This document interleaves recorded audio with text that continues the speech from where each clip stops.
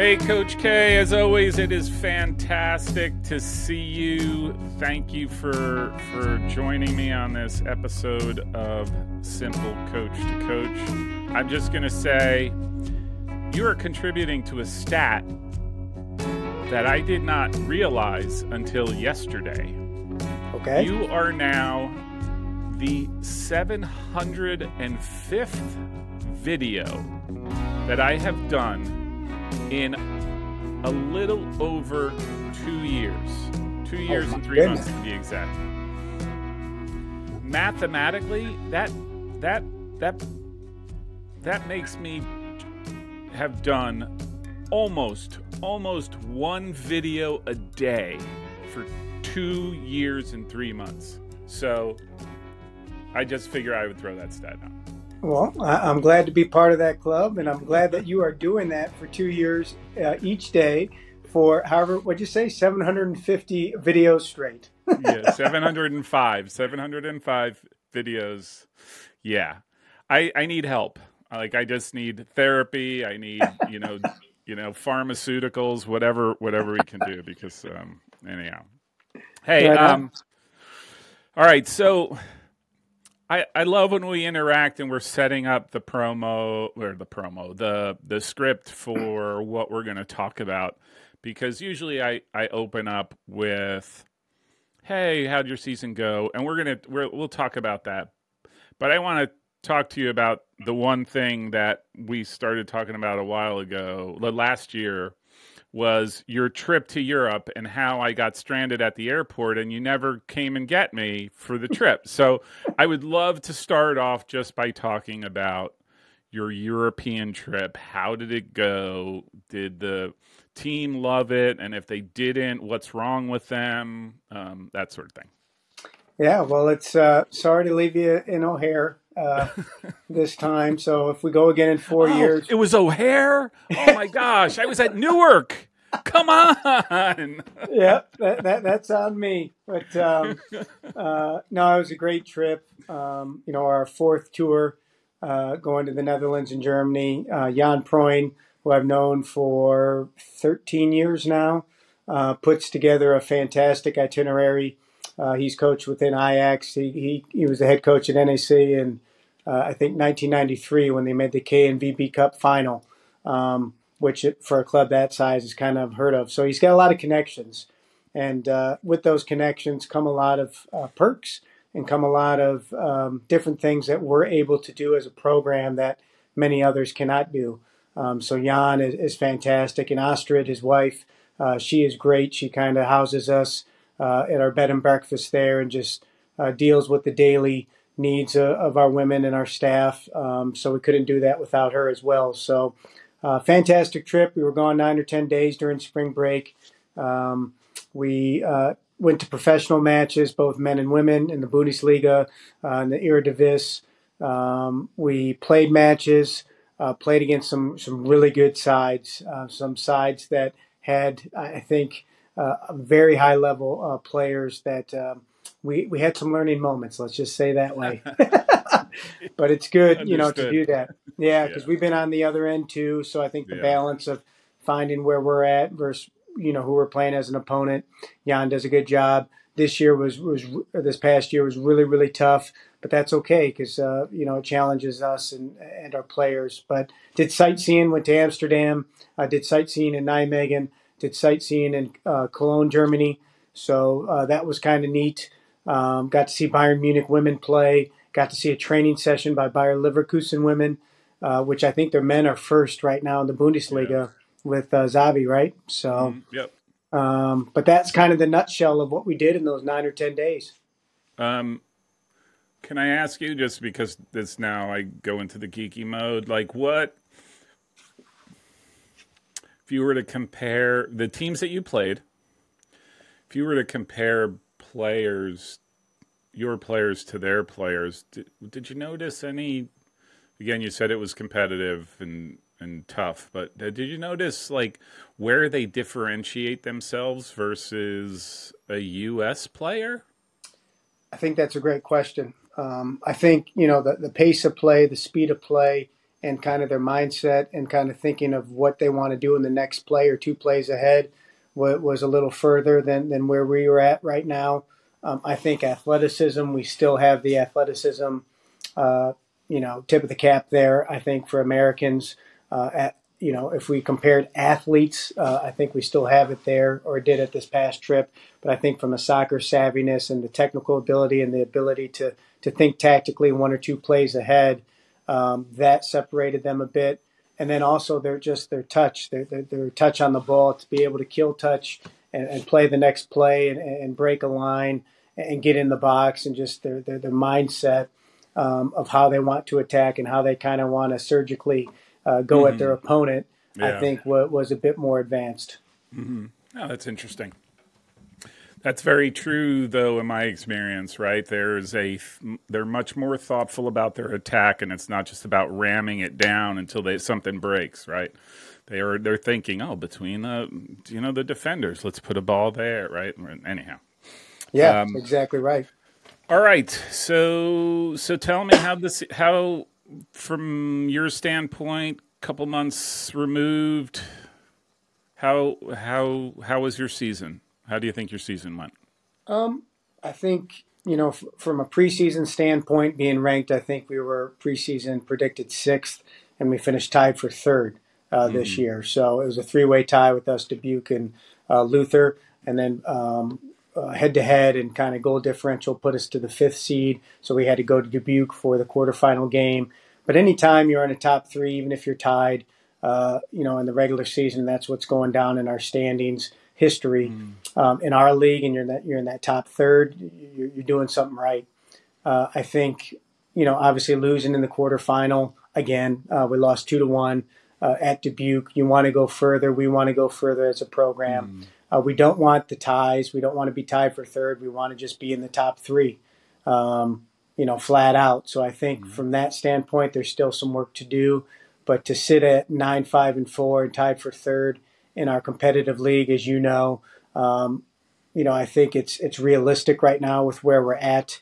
But we have more aggressive goals as a program, as a staff, and as players that we want to try to obtain for 2024.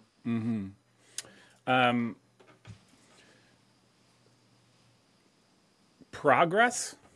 Would you say that because the first time we spoke, you were sort of on this, if I recall correctly, the very first time we spoke, so a year ago roughly, we talked, and you sort of talked about sort of taking the team in a different direction about how you play and how you want to play. And would you say that from last year to this year that you've made progress?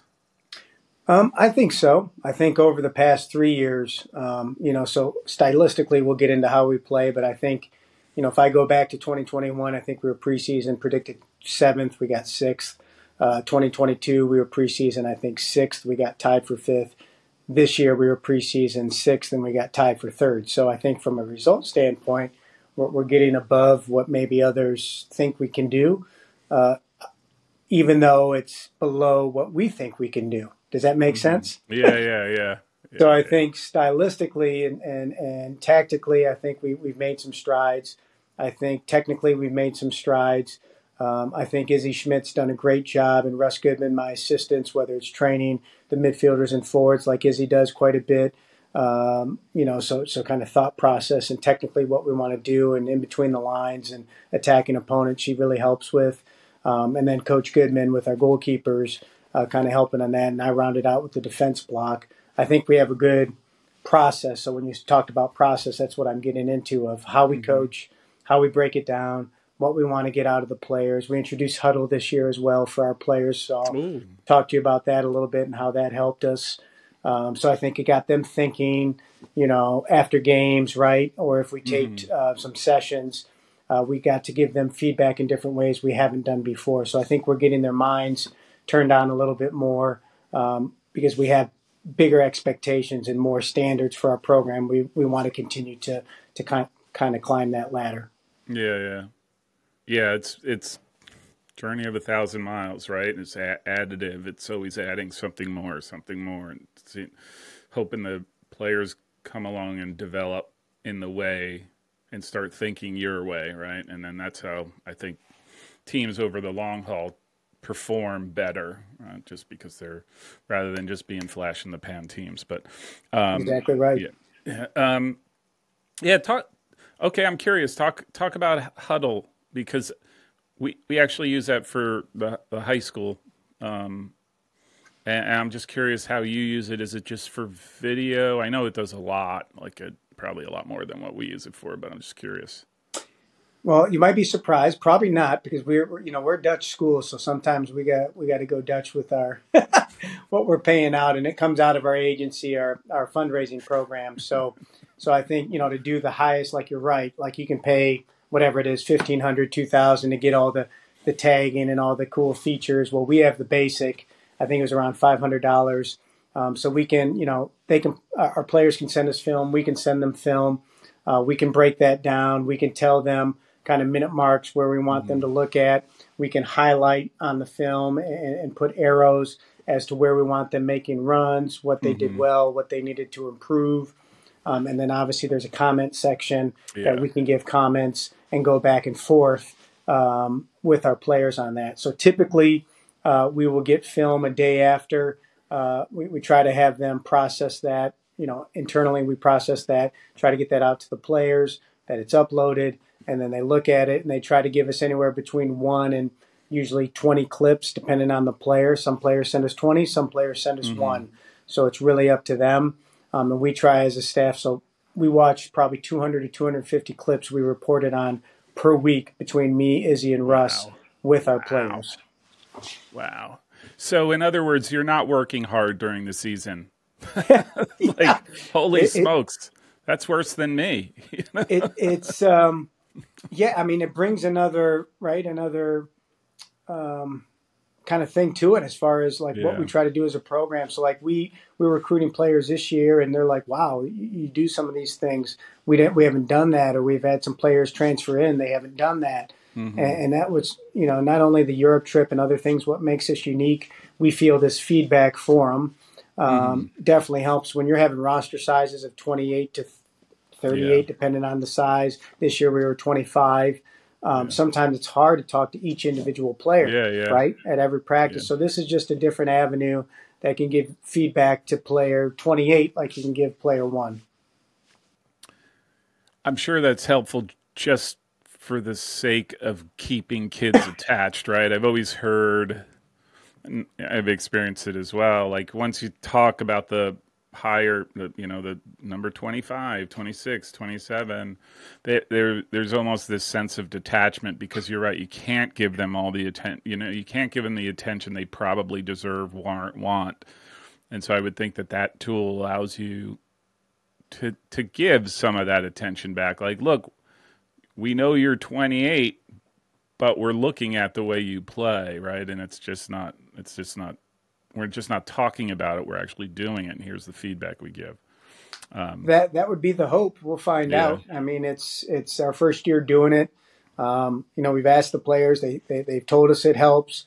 I think it helps. And then again, it just not only, like you're right, players that might not be getting in as much, you can still, if they get in 5 minutes, you can still, give them feedback on the 5 minutes.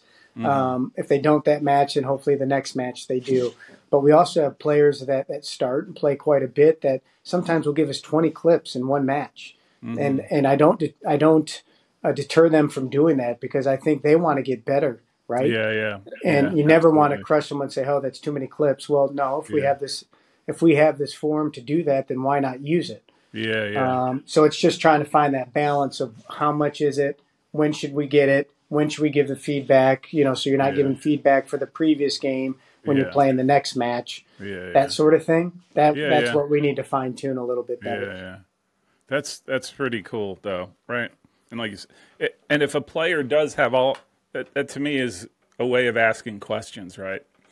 If somebody sends you 20, it's like, here are 20 situations where did I do the right thing?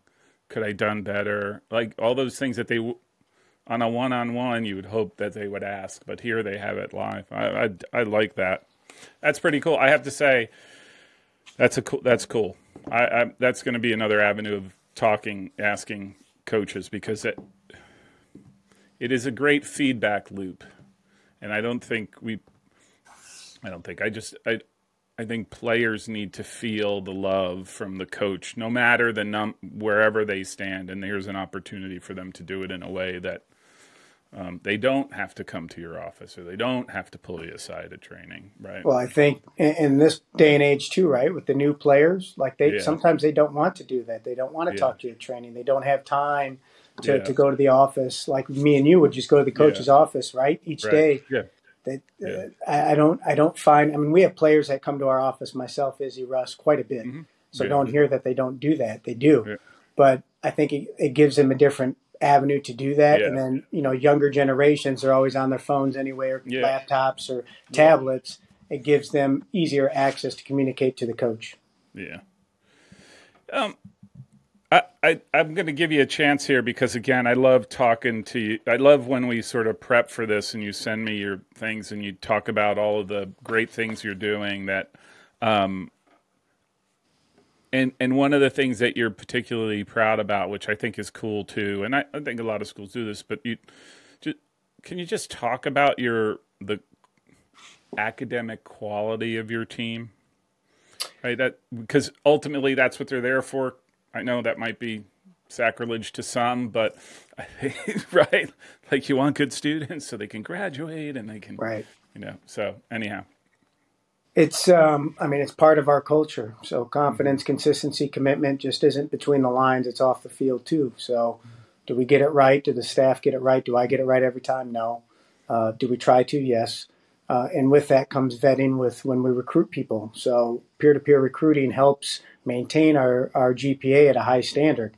So this past semester, we were around a 3.46 roughly GPA. You don't get that without recruiting like-minded individuals that value that, and a staff that values that, and an administration that supports that and values that. Dr. Russ Goodman, he's in our mathematics department. He's an advisor. He helps us weekly on that. So I don't think it's any coincidence that our grades are so high without having Russ on there as a faculty member. It gives us a good pulse of the community and the campus community and how we need to push the women and how we need to, take it down a peg as well. So, so we value that. Our women I've taken that full board. I think we've averaged a 3.41 around their GPA since 2011, since I've been here. So it's not dipped, drastically. There's always room for improvement, but I think that people know that when they come to our program that we value that just like we value ethics and low yellow card count, which I can talk to you about that later too. But it's holistically. That was my next one. It's all of it, Yeah. Yeah. Talk about the ethics part because I was like. This is terrible. This is the one thing where I kind of chuckled, right? Like I was like, you're celebrating the lowest, the card count. I'm like, how soft are they? Like they don't, that was my first immediate response. It's like, man, they must be a soft team. Like terrible, I know, but talk a little bit about that because you brought up something that is really interesting. Ethics, and there were a lot of instances this past season where I don't want to say called into question, but made me suspect, like maybe the ethical parameters, requirements, however you want to categorize it, were maybe a little bit more lax than I thought for some teams. And Yeah, I think, it's, for us, and I think you're right, people are going to form their own opinion and say, wow, it's a pretty soft team. They're not getting after it. Well, that's going to be further from the truth. If you look at the box scores, I don't know if it's fortunately or unfortunately, we're leading the game sometimes in foul count. Yeah. You're hacks now. You bribe the refs. and as a former center back who got stuck in, like I love a good tackle. So I think it's the balance. Like I talk to my staff, I'm like, should we be tougher? Should we be a little bit meaner? Maybe that grit that we need in the box and in our own box is lacking at times. Is that what we need to make the next step? I don't know. Maybe, but I think I think for us, like we can talk to recruits, like, look, when we bring parents in and recruits in, and with our team, you're not going to hear a lot of our women saying 4-letter words, our staff members saying that, because when you go out in the business world, depending on what you do for business, you have to be mindful of that. We want to have good citizens. We want to have good people that are ethically sound. And I think I can sleep well at night knowing that that's what we strive for in our program. Do we win league every year? No. Are we competitive? Yes. Do we want to win league? Yes, we do. So we need to do that yet. But with that said, I don't want that to diminish. I don't want to do that and get 10 yellow cards, 20 yellow cards, and 20 reds and just be a dirty team and win that way. Does that make sense? Yeah. Very. So what's interesting, too, is just the way you play. And I saw clips, and I watched a couple of your games this season. And generally speaking, this is a broad theory of mine, if you like control of the ball and you like to move the ball around and have the ball more often than not, your dirtiness quotient goes down. Right? Like, I don't know if that's right. But if you're route one, like if your best play is competing for a 50-50 ball, it lends itself to that. And it's not a dirty thing. It's just you put yourself in those situations that I never I never saw that of you or of Central, right? Like you kept the ball on the ground, you kept possession with intent, with purpose, and all those things. And it doesn't lend itself to the studs up tackles because you're trying to win a ball that's, like I said, a 50-50. Yeah, I think stylistically, I think you're right. I mean, that's how we want to play. That's how we've tried to play, especially the last few years. I think with that becomes, kind of a philosophy, like that's, on the ball, off the ball, what we want. But like I said, it's not going to take away or diminish our physicality, our way to do that. Because like if you look at the foul count, we're up there. We just do it in a different way. Like we're gonna be challenging on a 50-50, but we're not going to do that, spit in your face and step on you. Yeah. Does that make sense? No, totally. And I get it. I'm not saying that you're not tough. As like to be tough, you have to carry all these yellow cards. I think there's a way to play in which you're physical and you're competitive and you're not, you're not out to do things that are less than good. So that is and like I said, I think how you play lends itself to that, right? Like I just think that's a big deal with teams. Yeah, I mean, I think for us, it was us and 3 other teams, so 4 of us in the nation had that gold kind of level. But I think it was us and 2 others that only had 1 yellow card. So technically us, we tied with 2 others and first in the nation with the lowest amount, which was great for us. But I still think it's finding that balance and doing it the right way. We certainly don't want to just pride ourselves in, hey, we got the least amount of yellow cards. That's not it, but that is part of grades, ethic, how we play, style of play. It's all of that encompassing that we want to try to check some of those boxes because I do think they intertwine, like you explained. They kind of intertwine with each other. Yeah, and I think ultimately that forms what your team culture ends up being, right? And I say it all the time that I can. That's not only your internal sort of guideposts, but it's also how you face out externally, and I think that matters a big deal, right? Correct. And especially in a collegiate atmosphere and sort of what you're trying to ultimately do with your student athletes, which is, hey, let's make them better people, citizens, all that kind of stuff. Yep. Can you, I just want to go back on something you said that I wrote down that I thought was, that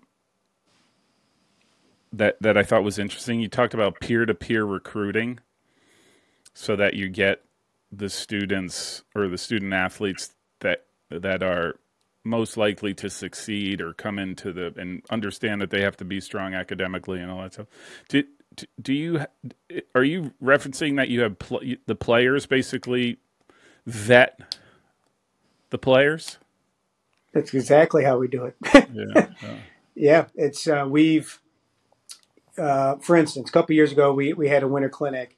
And we had some players obviously spend the night, we get feedback from captains and from players that work the clinic, because they see them overnight too. Like, hey, do you think player X, Y, and Z would be good in our culture? And they told us, well, player X and Y would be great. Player Z, not so much. And so we stopped recruiting player Z. And sometimes it's player Z could be the most talented at camp, if you catch what I'm saying. Yeah. But if they're not what we want between the dorm doors, then we'll stop. And I think some coaches, they blur those lines a bit. We try not to. I think with COVID, that was difficult because you didn't have the vetting, the interaction face to face. It was over Zoom or maybe sight unseen. That I'm not going to say dip, but it did affect kind of those interactions that we tried to get back to now again. So yes, we do have our players vet the incomers, the recruits. So we tell the players and the parents, like, hey, you're going to be players are going to be looking at you, and vice versa. I want your feedback on our players too, because it goes both ways. Yeah. So it's kind of both sides of that. Yeah. Oh, that's interesting. I never heard it explained that way. Right. Yeah. Peer-to-peer recruiting.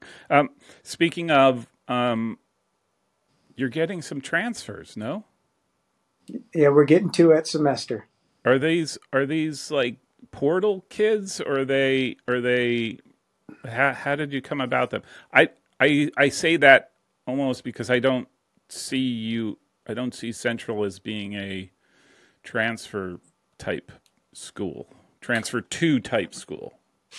Yeah, I think so. To answer your first part of the question, both reached out to me. So it's and I can't probably go into too much detail. I mean, they're both deposited, so that's, that's fine. That's fine. We're all good on that. But I don't want to get in the weeds too much on that. But to tell you, I think both kind of researched us, whether it was different circumstances or not. That's between them and the previous school and then us. Mm-hmm. But so both researched us and it kind of came on visits and wanted to be part of our culture and what we're about.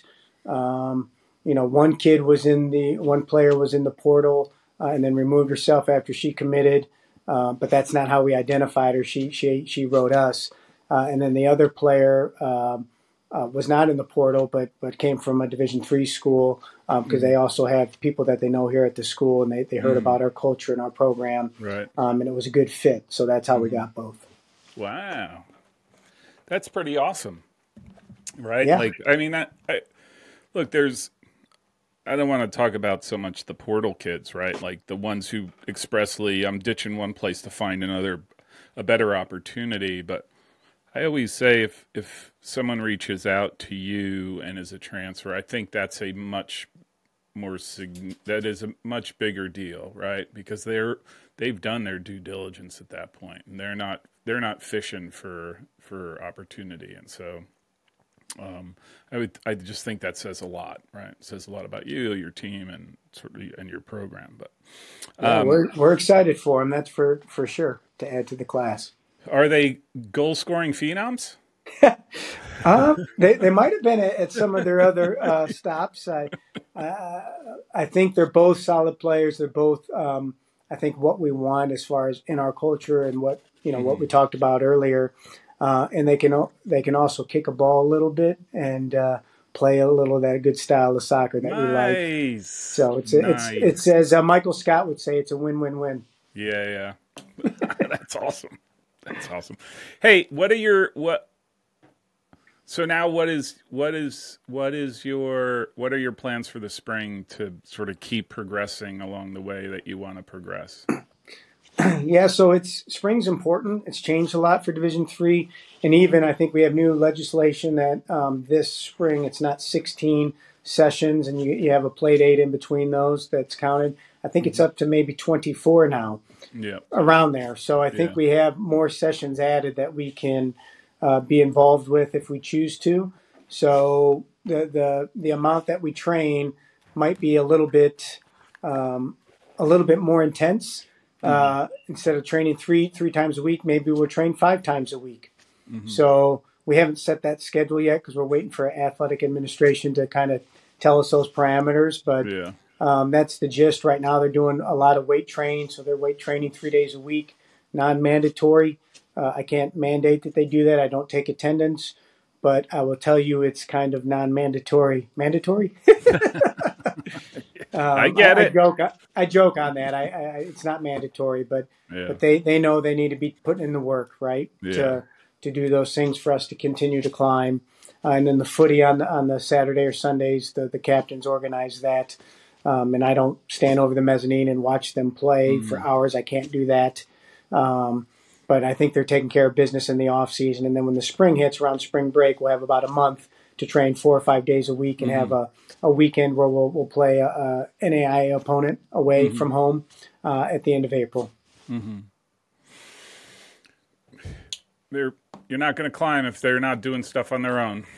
That's really obvious to me after all the conversations that I've had. It's very like the top level teams, those guys and gals are hitting it hard in the off season, mandatory or not, right? And I think that's that cultural part, right? Like it's the standard. That's sort of what you have to do. Exactly. Now, what kind of goals have you outlined any goals for the fall? Or is it just, hey, now we want to be top 3, no ties? I think that's the gist. We haven't necessarily as a group, as a team, or with the captain group. We did that last year around when they reported back this semester. We'll do that again this year to kind of talk about what we want to do for the fall. We hit that hard a little bit more so in preseason time for the fall expectations and as far as what we want. For the spring, we try to ramp it up as far as practices go because you're not playing, right? You don't have to manage their legs. If you're playing 3 or 4 games in a week, it's all training. So we can be more intense, more intentional on that, which is kind of a blessing because for not only Division III soccer, for Division I soccer, that's very hard to do because you're always playing. So I think that's the focus for the spring: a high level.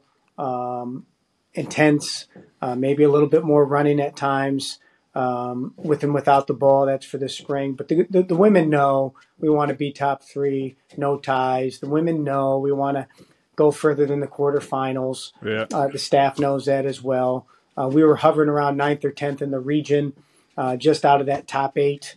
I think this whole pretty much year. So our strength of schedule at like 535 was really high for us. That's a decent level. So I know that we're right there, but the trick is to get into that next echelon of can we do more? I mean, we beat Wartburg this year, which was a goal of ours, but we lost to Simpson, which we wanted to beat. So we're getting there as fast as we want. No, but I would say we are getting there. Yeah. Very cool. All right, Coach. Hey, I'm cognizant of your time. Really do appreciate it. Really, really grateful. Always a big fan of yours and your future career as a podcaster.